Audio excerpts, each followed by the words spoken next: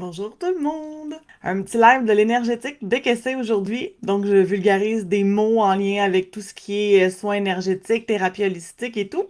Et aujourd'hui, on aborde l'harmonisation énergétique. Donc, je vais vous expliquer un petit peu à quoi ça consiste. Dans ma pratique à moi, donc on s'entend que l'harmonisation énergétique peut être très différente d'une thérapeute à l'autre. Mais l'idée, c'est de défaire des blocages énergétiques. Donc, on va parler un petit peu de ce qu'est un blocage énergétique aussi aujourd'hui. Donc, vous m'avez entendu souvent dire dans ces lives-là là, que tout est énergie. Ben, je vais le répéter aujourd'hui, surtout quand on parle d'harmonisation, parce que ce qu'on harmonise, c'est l'énergie. J'avais expliqué dans des lives précédents qu'on avait des couches énergétiques, donc des corps subtils, l'aura, certains l'appellent comme ça. Puis l'énergie va venir nous toucher de l'extérieur vers l'intérieur. Donc, on va aller adresser des blocages ou des problématiques avec ces corps-là avant que ça atteigne notre corps physique et nos chakras dans notre corps. Ça aussi, c'est le sujet d'un autre live que j'ai déjà fait dans les semaines passées.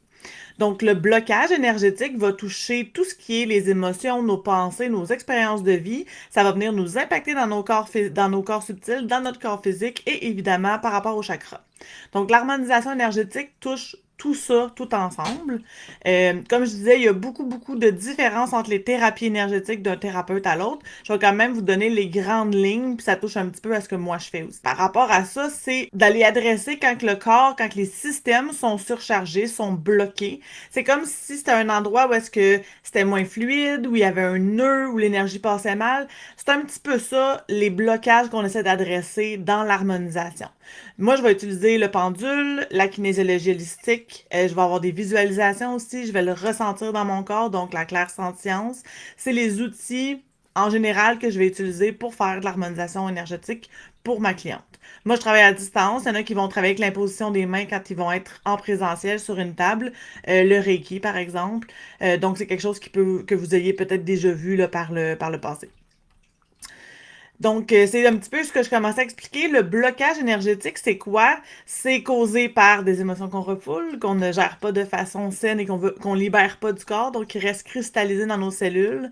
Des pensées répétitives, l'espèce de petit hamster là, qui nous fait ruminer tout le temps la même chose qui nous passe dans la tête.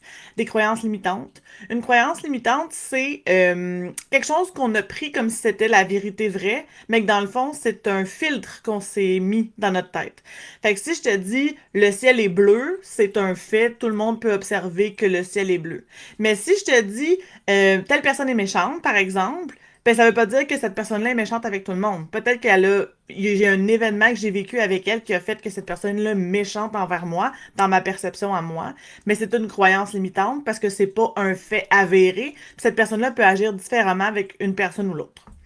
À part ça, ça peut être aussi des traumatismes non digérés, quelque chose qui a été vraiment impactant dans nos vies, puis ça revient tout le temps. On peut aussi prendre cet événement-là comme quelque chose qui va être répétitif, comme une croyance limitante. OK, si je fais ça, il va arriver ça. Ouais, sauf que dans une vie, tous les événements vont avoir des petites choses différentes avec l'une et l'autre. Ça veut pas dire que A plus B va toujours donner C. Même si on fait des choses qui peuvent sembler pareilles, dans l'environnement, nous, on évolue, les gens évoluent, c'est pas toujours avec la même personne que ça arrive. Fait qu'il y a plein de petits facteurs qui changent, qui fait que ça veut pas dire que dans une situation similaire avant, c'est ce que ça a donné, puis que maintenant, ça va donner la même chose. Donc, le blocage peut être aussi en lien avec le stress, la fatigue, les influences extérieures.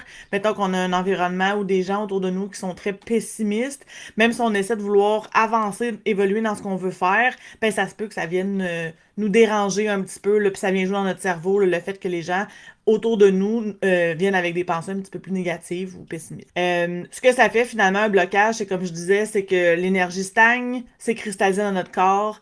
Ça peut se manifester par la maladie, par des tensions, par des douleurs, des comportements aussi, donc anxiété, irritabilité, colère, des choses comme ça.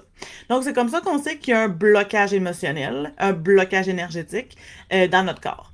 Ça peut toucher plein de choses différentes. C'est sûr qu'avec les chakras, on a quand même une bonne idée de ce que ça peut avoir en lien. Moi, dans le fond, quand je fais une harmonisation énergétique, je vais aller chercher un petit peu comme un calque selon le thème.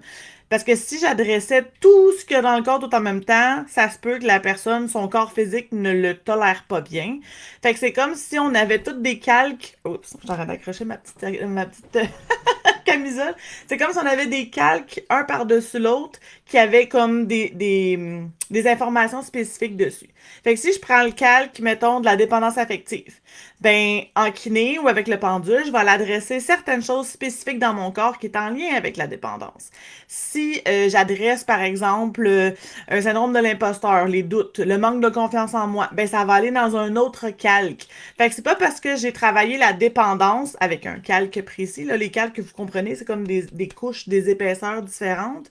Ça veut pas dire que ça va libérer le calque d'une autre chose. C'est sûr que si ça a la même problématique, ça touche la même chose, exemple, le plexus solaire, ben ça peut travailler sur d'autres thèmes. Mais l'idée, c'est d'aller vraiment chercher un calque précis parce que si je travaille at large, très très large, souvent les gens vont pas voir tant de différence parce que ça vient toucher plein de petites affaires en même temps, puis ça peut pas tout déloger d'un coup non plus. Ça serait pas toléré par le corps. Donc, c'est comme ça que moi, je travaille. Ça veut pas dire, comme je vous dis, que tous les thérapeutes travaillent de la même façon. Comment on peut reconnaître un blocage dans notre vie de tous les jours? Ben, une fatigue sans raison apparente, une sensation de lourdeur, de brouillard mental, malgré une volonté, de la difficulté à avancer. Tu sais, comme tu fais tout ce que tu peux pour ton projet, t'as un super bon mindset, puis tout, puis il y a rien qui bouge. Ça peut être un blocage aussi dans l'énergie, de l'autosabotage, de la dépendance, que ce soit à des substances, à des écrans, peu importe. Des douleurs localisées. Moi, quand mon plexus solaire est en problématique, j'ai vraiment beaucoup de problèmes digestifs. Fait que maintenant, je le sais, c'est un de mes chakras qui est le plus sensible à être désharmonisé. La sensation aussi d'être coupé de son élan créatif ou de son intuition, c'est quelque chose qui parle aussi beaucoup. Mettons que je te donne un exemple, ton chakra de la gorge serait bloqué. Ben, t'aurais peut-être un mal de gorge, t'essayes de parler, mais tu vois que ça, tu ressens que ça serre ici, perdre ta voix, sentir que t'arrives pas à tout dire ce que tu voudrais dire, tu sais, que la personne te parle, puis tu vas dire quelques mots, quelques phrases, mais tu sais, t'as l'impression que tu livres jamais vraiment le fond de ta pensée. Ça peut être un indice aussi qu'il y a un petit blocage. Donc, l'harmonisation, ce que ça fait, c'est que ça va venir fluidifier l'énergie qui va passer parce que l'énergie bouge constamment dans notre corps. Les chakras peuvent être considérés comme des petits trous qui tournent. Donc, on veut qu'ils tournent bien, pas trop vite, pas trop lentement et dans le bon sens. Donc, l'harmonisation va venir rééquilibrer ça aussi. Euh, on ramène l'harmonie entre tout ça. Fait que les corps, le corps physique, les chakras, tout ça. Donc, on s'organise que tout travaille dans le même sens. Qu'il n'y ait pas de l'énergie qui s'en va dans un sens inverse. Je sais pas, je me souviens pas, je l'ai déjà nommé en live, mais l'énergie normale va vers l'avant. Donc, c'est quelque chose quand tu es harmonisé que l'énergie te pousse vers l'avant. Des fois, il y a des événements, des situations qui nous virent à l'envers, ben l'énergie change de côté. Donc, un petit truc très simple pour remettre l'énergie dans le bon sens que vous pouvez le faire à la maison autant de fois que vous en avez besoin dans une journée, c'est de tapoter le point karaté ici. Donc, quand même un bon tapotage. C'est un point d'acupuncture. Dans le fond, c'est ce qu'on vient stimuler. Et on va répéter 3 fois, même si je suis inversée, je choisis de m'aimer et de m'accepter totalement et profondément. On va le répéter 3 fois de suite. Et ensuite, je vous conseille de prendre une bonne inspiration et d'expirer en gonflant le bas du ventre. Et ça va nous aider à reprendre un calme, d'abord en premier lieu, et à ce que l'énergie aille dans le bon sens. Donc, on s'entend que si tu as plein de déséquilibres dans ton corps, ça va pas nécessairement tout régler d'un coup, mais ça va quand même t'apaiser pour être capable de te calmer si tu es en anxiété ou d'être capable de continuer à avancer dans ta journée. Moi, je me souviens des journées au début, puis si on le fait souvent, notre énergie va plus facilement vers l'avant. Au début, c'était quelque chose qui m'arrivait vraiment souvent que mon énergie soit inversée. Maintenant, je le sens quand même quand ça arrive, de plus en plus en tout cas. Puis il y a une journée, je me lève, je me cogne le pied, je me cogne une épaule, je me cogne un coude, je me cogne un doigt sur le bord du comptoir dans la cuisine. Ça arrêtait pas, là, je me cognais partout. On dirait que j'avais juste plus de coordination. J'ai fait le point karaté, le tapotage de désinversion. Ça a pris ça, j'ai arrêté de me cogner partout, puis j'ai repris mes esprits. C'est comme si je m'étais levé du mauvais pied. L'énergie était pas dans le bon sens, mais je me souviens d'avoir fait beaucoup de cauchemars cette nuit-là. Fait que c'est peut-être ça qui m'a inversé. S'inverser, c'est quand même relativement facile. Et c'est quelque chose qui m'a beaucoup aidé aussi par la suite. Donc, pourquoi on voudrait faire une harmonisation ou qu'on voudrait s'harmoniser, c'est le fait de justement s'apaiser intérieurement. Ça fait une petite sensation d'avoir de l'espace pour pouvoir aller vers d'autres choses, pour pouvoir apprendre ou continuer dans la sens parce qu'on allait niveau créatif, travail ou études. On a un sentiment de légèreté aussi qui s'installe, qui est appréciable.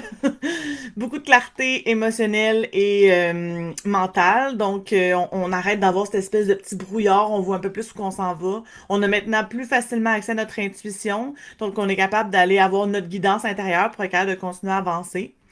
Un meilleur ancrage, meilleur alignement, de retrouver son énergie vitale, le bonheur, la joie, parce que des fois, quand on a beaucoup de lourdeur, ça amène une espèce de petite humeur un petit peu soupe au lait ou moins agréable. On a une meilleure protection énergétique, évidemment. Donc, nos corps sont restaurés, ça les aide à mieux fonctionner. Donc, tout notre système est plus fonctionnel. Et on retourne à notre vibration à nous, donc à notre lumière. Si dans notre harmonisation, il y avait des entités ou il y avait des énergies négatives avec nous, bien là, on s'est libéré de ça. Fait qu'on vient vraiment à être nous-mêmes, là, à vraiment se reconnaître à l'intérieur de notre corps. Des petits trucs, comment vous pouvez vous harmoniser au minimum quand il y a des petites choses qui arrivent ou des petites situations qui arrivent à la maison. Il y avait le point karaté, comme j'ai nommé. On peut faire aussi des respirations conscientes, la cohérence cardiaque aussi. Il y a des petites applications. C'est Respire Relax Plus, je crois, l'application. Donc, vous suivez une boule. C'est 5 secondes inspire, 5 secondes expire et on continue comme ça. Ça peut être le nombre de temps que vous choisissez là, sur la petite application. Donc, c'est relativement rapide et facile à faire. On peut aussi faire de la méditation, d'aller marcher dans la nature. Tout ce qui est de l'harmonisation énergétique, c'est pas mal tout le temps les mêmes petits trucs que je vais vous donner parce que c'est tout le temps pas mal la même chose qui va aider à rétablir une harmonie rapidement quand il y a des petites situations qui peuvent survenir dans nos vies. Évidemment, prendre un bain de sel avec des herbes, c'est toujours bénéfique. Moi, ici, j'ai pas de bain, donc j'ai un bain de pied. C'est comme ça que je réussis à m'aider à m'harmoniser parce que j'ai pas de bain pour baigner dans du sel et les herbes. Donc, ça fait un petit truc, ceux qui ont pas de bain à la maison. Tout ce qui est mouvement. Donc, danser, faire du yoga, du Qigong, n'importe quoi dans cette dimension-là, tant que c'est très... on veut pas faire nécessairement une danse en chorégraphie, là, vraiment de la danse intuitive. C'est tout ce qui est le mouvement du corps fait un peu désintégrer tout ce qui était blocage ou qui était pris à l'intérieur de nous. Et évidemment, ben, faire un soin avec un thérapeute énergétique, c'est vraiment d'aller un peu plus en profondeur. Ce qui est important, par exemple, de comprendre, c'est que les harmonisations énergétiques, dans ma pratique à moi, je parle pas pour tout le monde, je les conseille ensuite à des soins autres. L'harmonisation énergétique, c'est quelque chose qui ne vous demande pas de parler, de prendre conscience de schémas. Dans un résumé que je vais faire à la fin de l'harmonisation, vous allez avoir certaines informations qui vont vous donner des pistes de solutions. Par contre, si vous faites juste des harmonisations, des soins de Reiki ou des soins sur table, puis que vous faites pas de changement, vous prenez pas conscience de vos patterns, vous prenez pas conscience de ce qui fait que vous vous auto-sabotez, ce qui, tu sais, que vous aviez, je sais pas, moi, un gros problème de dépendance, puis que c'est pas adressé jamais, ben, il faudrait quasiment avoir une harmonisation par semaine pour que ça tienne dans le temps. C'est pas quelque chose qui va s'auto-gérer soi-même. C'est comme on fait un petit ménage de printemps, là, on passe la balayeuse et tout, mais si on n'entretient pas notre ménage, ça va redevenir aussi sale que c'était. C'est un petit peu le parallèle que j'aime faire parce que moi, j'aime ça conseiller une harmonisation énergétique à quelqu'un qui a fait 4, 5, 6, 7 séances avec moi, qu'on a pas mal géré un thème spécifique. Puis là, on veut enlever ce qui reste comme poussière, ben on fait une harmonisation énergétique, on va enlever tout ce qui peut rester autour de ce qui a été mis en lumière, des prises de conscience, puis de ce qui a été mis en lumière pour la personne. Fait que c'est comme un grand ménage. Fait que ça peut être fait au début de quelque chose, ça peut être fait à la fin d'un thème.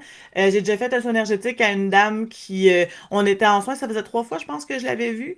Puis là, cette journée-là, elle allait vraiment pas bien, elle était brûlée, elle filait pas, mais elle avait l'impression qu'elle avait vraiment besoin de faire ce soin-là. Fait que je lui ai offert un soin énergétique au lieu de faire un coaching, un soin standard. Parce que je fais quand même de l'énergétique dans mes coachings, sauf que là, c'est vraiment cette harmonisation énergétique-là, la personne n'a rien à faire, elle s'en va en méditation. Moi, je fais ce que j'ai à faire, donc ça lui demande pas d'énergie supplémentaire. Fait qu'on a fait ça cette fois-là, puis ça a débloqué beaucoup pour les soins qui ont suivi. Donc, c'est vraiment quelque chose qui est aidant, donc ça a sa place, mais je conseille pas d'utiliser ça seul en un soin de même. tout seul parce que ça fait une partie de la job, mais si c'est pas entretenu, ça va revenir comme c'était finalement. Si vous avez des questions, gênez-vous pas de m'écrire sur le live. Je vous conseille d'essayer cette harmonisation énergétique-là. C'est quelque chose qui fait vraiment, vraiment beaucoup de bien. Et la semaine prochaine, on va aller explorer ce qu'est l'effet miroir que je parle si souvent en lien avec l'humain et les animaux. Fait que je vous souhaite une bonne semaine à tous. À la prochaine. Bye bye.